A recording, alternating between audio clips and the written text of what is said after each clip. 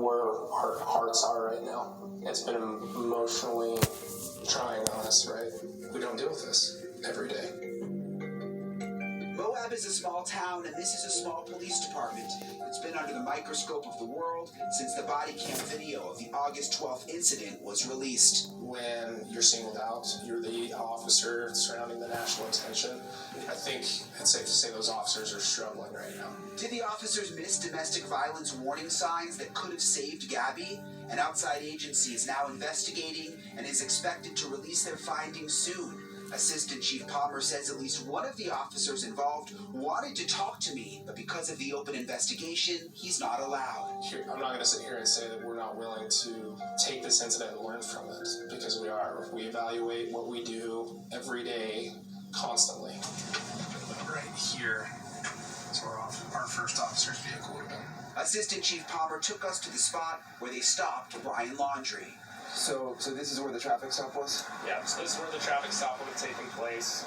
Kind of where our patrol vehicle is sitting right now is where the initial officer roughly would have been when he made the traffic stop, with the van out in front, and then our second officer, when he arrives, pulls up alongside the curb behind us. In the end, the officers decided not to make an arrest and instead separate Brian and Gabby for the night. Brian ended up here, just down the street, at the Bowen Motel. The clerk told me the person who checked Brian in no longer works at the motel, and the owner says they don't have surveillance video of Brian arriving. It was a similar story at the co-op and this coffee shop where Brian spent time in Moab. Workers did not want to talk or give surveillance video. Besides the body cam video, police say they have not obtained any video of the couple in Moab. After leaving Moab, Brian and Gabby would head north on Highway 191. That's where we are right now. The scenery is absolutely breathtaking. It's beautiful out here. They eventually made it to Salt Lake City. On August 17th, Brian flew home to Florida, leaving Gabby behind at this hotel near the Salt Lake City airport.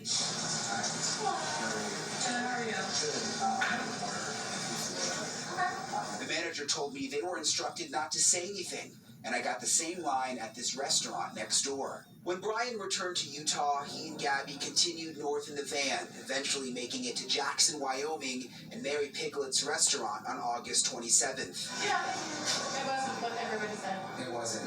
Not at all. The manager did not want to go on camera, but she had a lot to say. I took notes because I wanted to get it all right. She says everything that's been on the news about what happened here is made up. She says there was no loud voices, no one got angry, no one threw a fit here, but she says that Gabby and Brian did leave the restaurant without paying, and she says that the server followed them outside, that they paid the bill out here on the street, and that Brian was very calm, but then that they came back into the restaurant together, and that Gabby said that she wanted her money back, and the restaurant said that we're not going to give you your money back, and that then Gabby and Brian left. I asked about surveillance video, and she said that they did have video, but they didn't know it was significant at the time, and that it's since been deleted. Mary Piglet's was the last place Gabby was seen alive.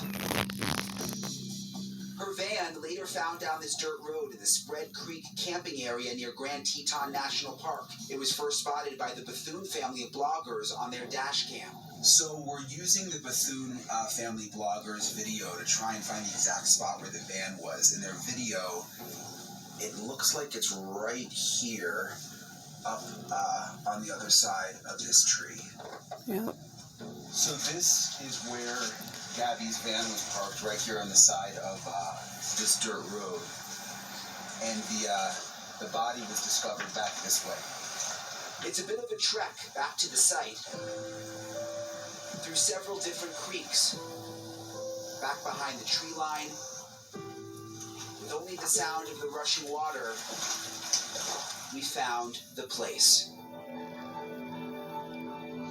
So this is the spot where Gabby's body was discovered, right here in between these trees. You can see there's this stone cross. This is the cross that Gabby's stepdad created here when he visited the site where her body was found. Gabby's van was parked about 1,000 feet that way on the other side of all of those creeks. We saw orange spray paint left behind by investigators and messages left for Gabby. Such a sad ending to a beautiful, bright life. But at least there's some comfort knowing she was surrounded by the nature she loved. And it was certainly surreal being out there. Such a remote area where Gabby's body was found. There are a number of different stone crosses now that had popped up right there along the road where the van is, right on the other side of that embankment. But it's really quite a ways back to the place where the body was, where Gabby's stepdad put that stone cross. Marnie? It is just chilling, Brian. It is heartbreaking to go back to that very place. I know her family went back there as well. Along this journey that you took, retracing their steps, did anything stand out to you as you made all of those stops in terms of the trip they made, something that you learned that we didn't already know? Well, a couple of things stood out to me, especially in Moab. How many people just did not want to talk about the situation or about Gabby Petito? They were obviously alarmed by what happened in their town. It's a very small town. They don't normally see incidents like this. I think there was also concern there about the image of the town now. You know, Moab is sort of on the map now for a different reason related to this entire situation. So I was surprised how many people, stores that we would go in, places where we would try to find surveillance video, where people were just flat out basically like, we're not talking about it, you know, can you please leave? That was the first thing. The second thing that surprised me was when we went to the spot where Gabby's body was found. When I heard 1,000 feet from the van, I sort of thought it was just going to be in a field right there, but it was really quite a ways from the van, and you saw you had to walk through several creeks, which I didn't realize just how involved it was, which obviously made me think back to what happened and when she was taken there, and that it was quite a journey from where that van was parked. And the tragic end. Brian, thank you. We'll see you shortly. Up next, the investigation, the autopsy into Brian's death, and his parents, Chris and Roberta Laundrie. Former FBI agent Jennifer Coffendorfer standing by live.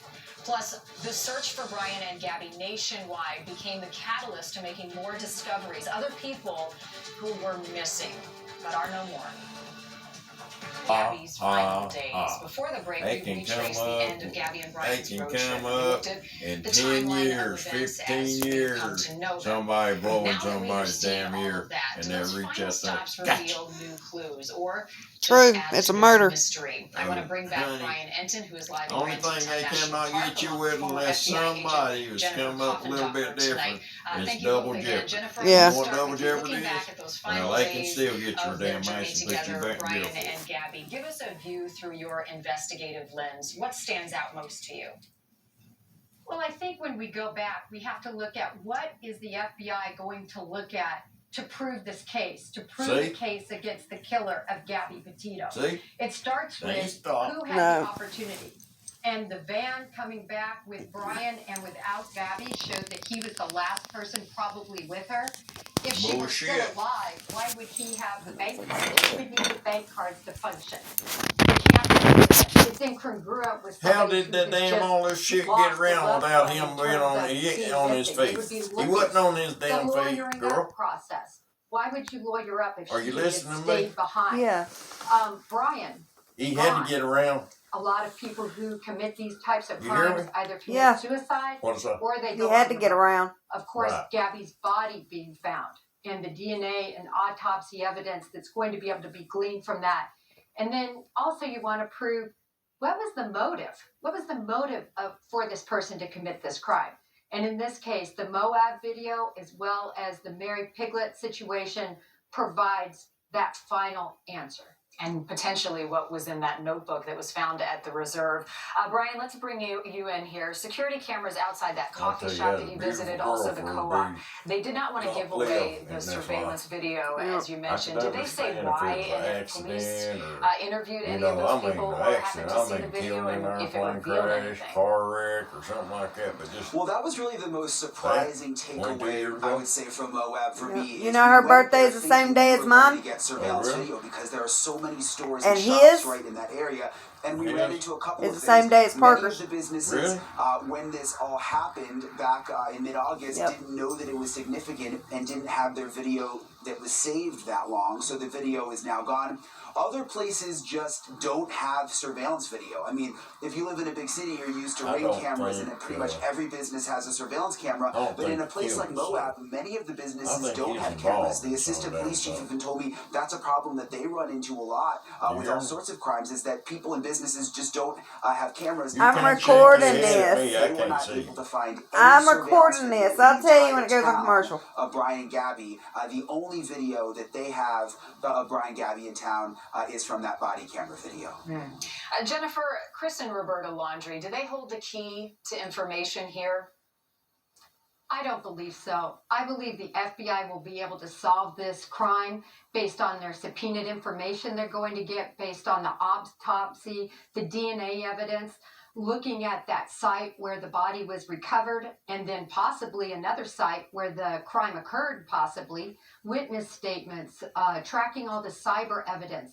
They're going to be able to put together a case without the Laundrie parents. Brian, do you know if investigators are using satellite imagery to look at Grand Teton, to look at some of these other spots that may reveal some clues? Well, we knew they were at one point. Whether they have been doing that again recently, we don't know. But after setting my eyes on the area where the body was found for the first time today, again, what I'll tell you is that the distance from the van to where the body was found is quite a long way, and there is this dirt road where the van was, Marnie, and yes, it's a desolate area, but we saw a number of cars driving by. I mean, it's not just like there's no one out there. I mean, there are campers, there were people driving by, and one thing I kept thinking about when we were out there is if Gabby's body was carried all the way from the van to where she was found, about 1,000 feet away, you would think someone may have seen that happen, because it would have been difficult with the creeks and the small river you have to go through. So we don't know, possibly did that happen in the nighttime, but it was certainly interesting to see it with our own eyes. Maybe it pings and jogs someone's memory as to seeing or hearing something. Jennifer and Brian, thank you both. Now it's your turn at home. What questions do you still have? Jennifer and Brian are going to be back a little bit later in the show. Tweet a video with what you want to know about this case using the hashtag NewsNationPrime. We're going to air some of your questions later on in the broadcast. Next on News Nation Prime, a nation searching for Gabby Petito and Brian Laundrie leads to discoveries of other missing people, and also What the hell are doing? Yeah, it's back on. by police and the media. It is why we launched our new series, Missing in America, here on News Nation Prime. The other thing that happened as a nation was wrapped in the search for answers about Gabby and the search for Brian. Other missing people were found along the way. Those discoveries being made from coast to coast. News Nation correspondent Rich McHugh joining us live tonight in New Jersey with that part of this story. Rich. Thank you, Marnie. The massive search for Gabby Petito and Brian Laundrie spanned the entire country, with tips pouring in from virtually everywhere, leading authorities to at least 7 other bodies in locations that Brian Laundrie may have visited. Dude, I thought it was In one like case, 9 or it's even 10. raising questions about his possible involvement in a double homicide. Moab, Utah, police body cam footage of Brian Laundrie and Gabby Petito, along with the 911 call reporting domestic violence between the two, helped connect the dots in the case. We drove by and the gentleman was slapping the girl. Slapping her? Vital context and clues provided by a bystander, and as with much of this case, dissected online and by the public at large. Pause this, screenshot it, share this. Turns out that call was made outside of this Utah grocery store, Moonflower Cooperative. I'm right on the corner of Main Street by Moonflower. Instantly, it shed new light on a different case. Kylen Shultz worked at Moonflower.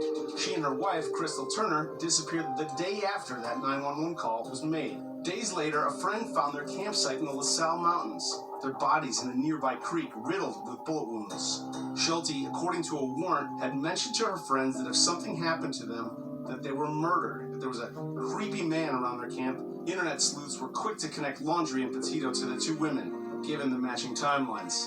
The day Gabby and Brian were fighting was at the Moonflower Co-op, where one of the ladies was a cashier, one woman wrote. Another wrote, I think Brian was hitting Gabby and the couple saw it and wanted to do something, and then Brian killed the couple out of anger. The natural conclusion that people were drawing is perhaps there was a connection between Brian Laundrie and these two dead women. Jason Jensen is a Utah-based PI investigating the case. And the police initially came out and said, or investigators initially came out and said, there may be a connection here, but they've since come out and said, we don't believe there's a connection.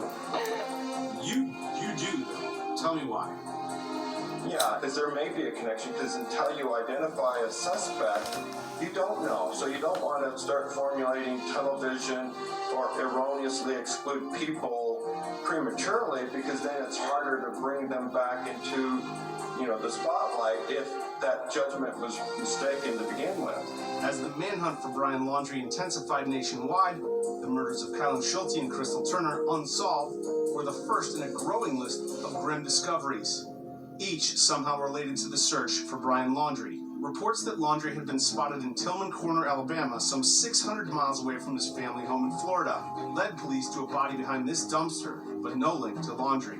Reports of Laundrie in North Carolina's Blue Ridge Mountains led search teams to another body, that of 33-year-old Josie Calderone, Rhode Island man who had been stabbed to death, found some 800 miles south.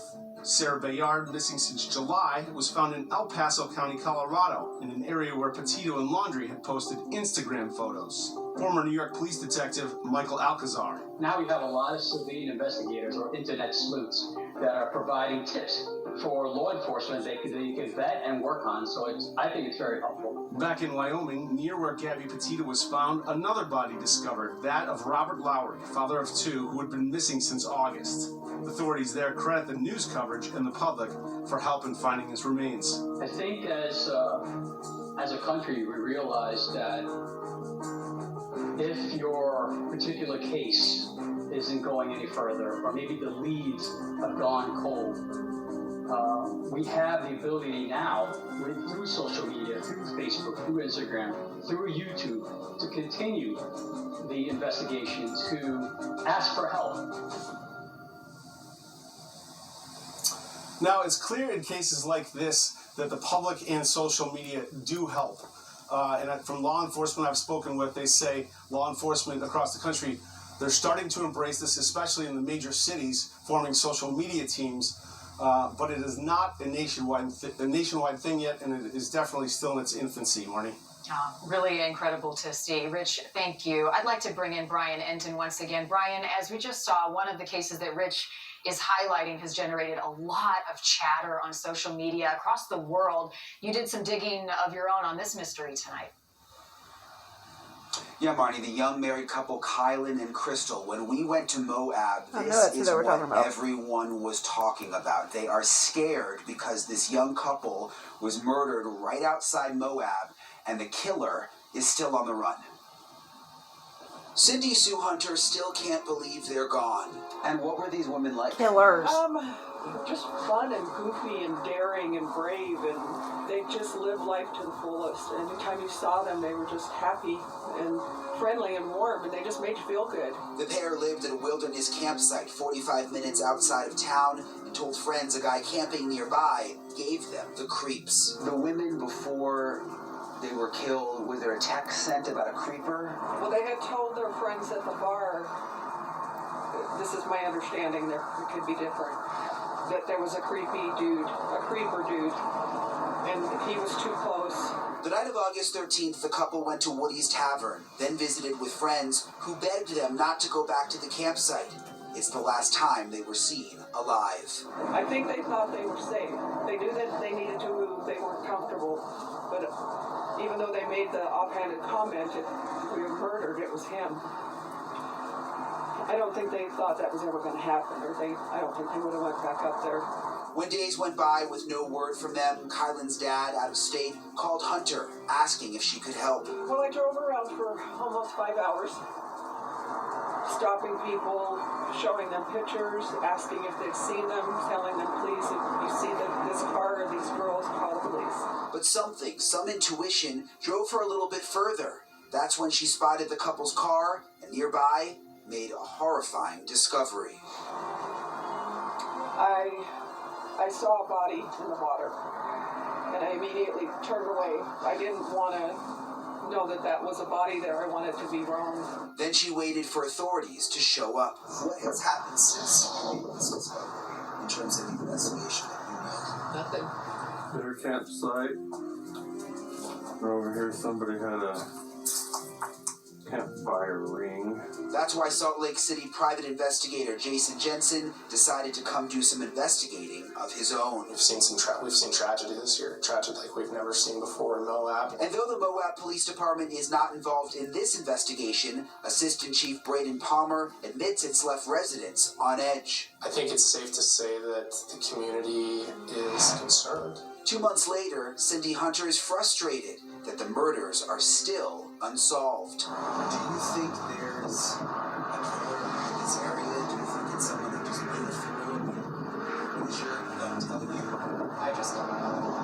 I wish I did. Another mystery highlighted by Gabby Petito's visit here, but still no answers. We know nothing. They've told us that Brian Laundrie's not involved. They've told us that we're safe, but they don't tell us why. None of us feel safe. So many questions and another sad story. Brian, we have learned that a phone was recovered from where their bodies were found at that scene, taken into evidence. Did police give you any information on who that phone belongs to and anything that may have been on it? Well, the sheriff's office investigating there is not talking at all, but Cindy Sue told me when she showed up to the campsite, she saw that there was a phone propped up inside the tent. She saw it. She obviously didn't want to touch it based on everything else that she saw while she was out there. But she says the girls, their phone did not have cellular access. It wasn't hooked up to cell. It was only hooked up to Wi-Fi. So she suspects there may not be much on it. And Brian, this creepy man that they described, did Kylen and Crystal tell anybody what he looked like? Did any of the other campers who were at that site see this person? From the people that we've spoken to, they did not give any other details about a description, but that is another interesting point with the cell phone that you brought up. Many are wondering, could there possibly be a picture on that cell phone? Again, we know the sheriff's office has the cell phone, but they're not releasing what might be on it. We hope it is something. Brian, The and damn we'll see you in thing's a a moment. damn secret Next, there at Gabby's that damn parents place, and the so impact of all of this FBI attention. must have Also, gone in there Gabby's and told legacy, them a to keep closer their look damn mouth shut. next year on News Had to Nation be. Prime. And don't forget to tweet a video with a question for Brian or Jennifer using the hashtag NewsNationPrime. Be right in the U.S., but around the world, so many people feeling a connection to a young woman they would never meet. Reese. People wanting to learn more about Gabby. Across the country, Creepy. thousands Reese. honored her with blue Reese. ribbons. Clark Just 22 Reese. years old when her life was cut Yeah, short. no Clark Reese. Many of you have shared that Gabby reminds you of someone in your own life, young, full of joy, adventure, happiness, and hope for the future. And the outpouring of support from total strangers, something her family has said that they are forever grateful for. I just hope that people are inspired by her. It's hard to put into words, but it means a lot to me that she's touched so many lives already. Some good can come out of it, that we can help other people that may be in a similar situation. We can't let her name be taken in vain. We need positive stuff. All right, so anything that we can do to bring that up and help people, that's what we want to do. Gabby's parents have created the Gabby Petito Foundation, which raises money not only to help provide resources for other missing person cases, but also to help victims of domestic violence. For more information, visit GabbyPetitoFoundation.org. I'm going to go back now to Brian Enton, who is in Wyoming at Grand Teton National Park tonight. Brian, it is heartbreaking to see you go back to that spot where the white van was parked on the side of a dirt road and to trek through that creek and walk back to the place where Gabby's remains were discovered. I know for you, having been covering the story since the very beginning, it must be surreal and overwhelming. What struck you about that area? And just walk us back through what it was like being there. Yeah, I think the word that you said really is the right word, sort of surreal. I messaged with Gabby's mom when we were out there, and I just kept thinking about her and Gabby's family and the fact that they were out there in the same spot. And I guess that was really at the forefront of my mind the entire time, thinking what it must have been like for them to be out there. And the sort of interesting thing is, you're there thinking about how awful it is that her body was there and what must have happened to her, but it's just such an incredibly beautiful setting at the same time, and there is this strange sense of peace there because there are these creeks that move through the area and it's surrounded by mountains, and as I said in the piece in the beginning, I mean, you can just hope that the peaceful surroundings bring some comfort to Gabby's family, at least in some way. A place that we know she loved so much based on what her family has shared and all of those videos that were so public for the world to see. Brian Enton, thank you. When we come back answering your questions about this case, Brian will be back along with Jennifer Coffendorfer standing by. Don't go anywhere. Our special report continues right after this. How do you know that he ain't much? May have missed along the way. Maybe you saw something, you noticed something. You've seen the reporting. Now your questions. I want to bring back Brian Enton and Jennifer Coffendorfer. We're going to get to a few of these, as many as we can, and thank you at home for submitting. All right, this first question That's what I for said. you, Jennifer, focused on the Laundrie family and the investigation. Let's listen. Hi, Jennifer and Brian. My name is Kate, and my question is for Jennifer. Do you think that the Laundrie parents are going to be discovered by the FBI to have helped Brian stay hidden in the Carlton Reserve?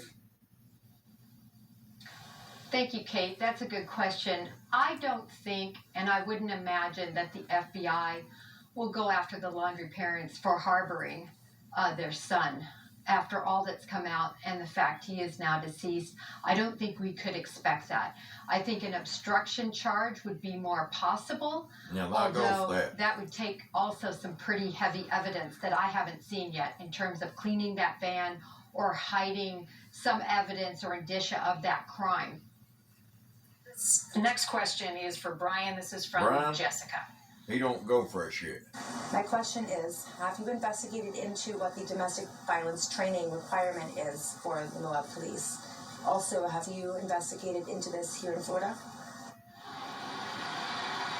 Another good question from Jessica. In terms of Moab, they actually just had a training a very short time ago after the Gabby Petito incident for all of their officers, going over their domestic violence protocols. And you'll notice in my piece, we weren't able to get into specifics with the assistant chief about what happened because there is an ongoing investigation right now by an outside agency into whether or not the officers in Moab handled the situation correctly. So because of that ongoing investigation, we weren't able to ask the assistant chief specifics about what he thought about what the officers did in the video. Brian, we have another question to you. This is on Twitter, and so we'll put this question up on the screen now. This asks, is there proof that Brian Laundrie flew back to Florida? Where was Gabby during that time? Airport and flight proof. Brian. So you saw when we went to the hotel near the airport that the manager and the staff there would not talk to us at all. But we know that Gabby was there, at least according to Cassie, Brian's sister, because you'll remember Cassie said that she did a FaceTime with Gabby when Brian was back in Florida, and that she saw and spoke to Gabby. So based on what Cassie said, we know that Gabby was there at the hotel in Salt Lake. Jennifer, this next question is for you. This is from Holly tonight. My question for you is, what does the legal road look like for this case?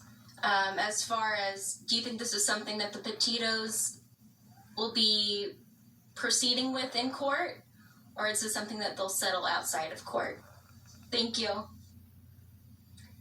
So the question is, will there be some sort of civil lawsuit that would occur by the Petitos against the Laundries for their involvement?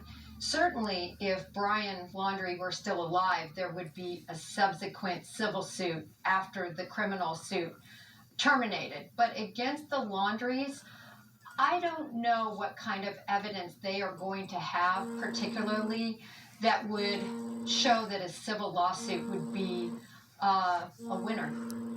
Jennifer, another question that we're getting from a lot of people on Twitter right now is people wondering if the FBI will ever be able to connect Brian to Gabby's death. Yeah, What do you well. think? I absolutely think they will be able to do that. And I think they will because of all the evidence that we can't even see, but we know is out there, including all the evidence that was gleaned from Gabby Petito's autopsy, as well as the crime scene area where her body was discovered and that inner line area, as well as, again, all that cyber information. Remember, there's a trail of him going back home. There's going to be phone messages. There's going to be telephone communications that are going to be able to be tracked. The subpoenaed information. They are going to be able to put together a case. Brian, I have one more question from you, and I haven't heard this asked very often, but do we know, have law enforcement indicated, did Brian Laundrie have a gun, access to a gun, and did Brian and Gabby travel with a gun on their cross-country trip? Do we know? We don't know, and that is a question that has come up over and over again, and I have asked Northport Police that, and they say that they can't comment, and the FBI won't comment. So the bottom line at this point is we don't know, and we've also asked specifically, was there a gun found at the Carlton Reserve, and police also will not answer that. Brian Enton and Jennifer Coffendoffer, thank you both, and to you at home tonight, thank you for your interest in this case and your relentless determination to get answers and justice for Gabby.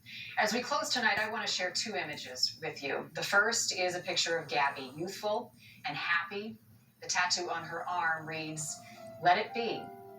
The second image is a photo posted by Gabby's dad, Joe Petito, taken inside Grand Teton National Park. And the caption black like yours is a goodbye, saying simply, "I know why you came here, Gabby Petito. You have a beautiful view from now on. Love you and miss you." That is our time for tonight, but I assure you the investigation into what happened to Gabby Petito continues. And our promise to you is we will stay on it until we find out everything that happened. Thank you for watching tonight. Thank you for your continued attention. And thank you for your love. Banfield is next.